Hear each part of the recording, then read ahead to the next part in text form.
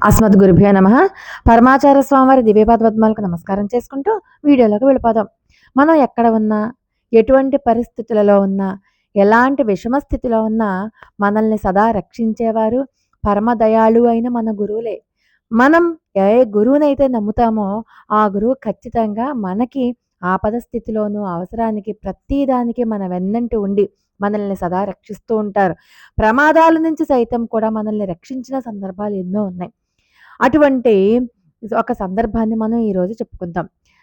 అలాంటి పరమ దయాళువు అయినటువంటి మన మహాస్వామి వారే అటువంటి కరుణా సముద్రులు. కరుణ నిరంతరము ప్రవహిస్తూనే ఉంటుంది. శ్రీనివాసన్ అనే ఒక ఆయన ఉన్నారు. పరమాచార్య స్వామి వారికి గొప్ప భక్తుడు. ఆయన 4 ఏళ్ల కుమారుడు 3వ అంతస్తు ఇంట్లోంచి పైనుంచి చూస్తూ కిందకి పడిపోయాడు.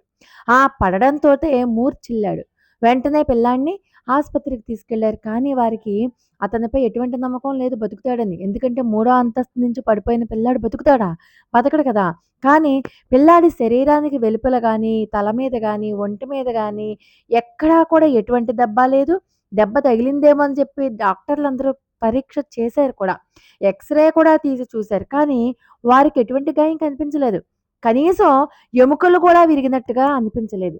అదేంటి 3వ అంతస్తు నుంచి పడిపోతే కనీసం చెయ్యో, కాలో అయినా విరిగిపోవాలి కదా! ఇదేంటి ఇలా జరిగింది? అంటూ అసలు ఈ అద్భుతాన్ని విని అందరూ ఆశ్చర్యపోయారు. అంత ఎత్తు నుంచి కిందకి పడుతున్నప్పుడు పిల్లవాడి శరీరం అక్కడ ఉన్నటువంటి చెట్టు కొమ్మలకి తగిలిందిట. అందుకని ఆ చెట్టు కొమ్మల యొక్క గీతలు మాత్రం పడ్డాయి. అక్కడక్కడ చిన్న చిన్న గాయాలయ్యాయి. అంతకు మించి పెద్ద పెద్ద ఆపరేషన్ దాకా వెళ్ళిపోయేంత ప్రమాదకరమైనటువంటి పరిస్థితి అయితే లేదు. డాక్టర్లందరూ ఆశ్చర్యపోయారు. సాయంత్రం 6 గంటలప్పుడు పిల్లాడికి మెలుకువ వచ్చింది. చిన్నగా కళ్ళు తెరిచి గొణుగుతున్నట్లుగా వాళ్ళ నాన్నతో అంటున్నాడు. నాన్న నాన్న పైనుంచి కిందకి ఇలా చూస్తున్నాను. చూస్తూ ఉంటే పడిపోతున్నప్పుడు నువ్వు రోజు పూజ చేస్తావు కదా!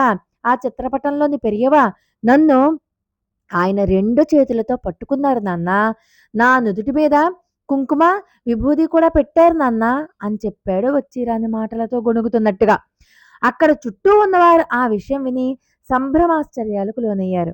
అప్పుడే కంచికి వెళ్ళి తిరిగొచ్చిన పక్కింటి వ్యక్తి శ్రీ హరిహరయ్యర్ పరమాచార్య అనుగ్రహాన్ని నిజం చేస్తూ ప్రసాదం ఇచ్చాడు అప్పుడే.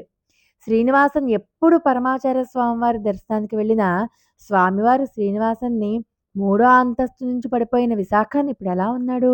ఏం చదువుతున్నాడు? అని అడుగుతూ ఉంటారు. మనం ఎక్కడ ఉన్నా మనల్ని రక్షించే పరమ గురువు, నమ్మిన వాళ్ళని తన వెన్నంటి నడిపే గురువు పరమాచార్య స్వామివారు.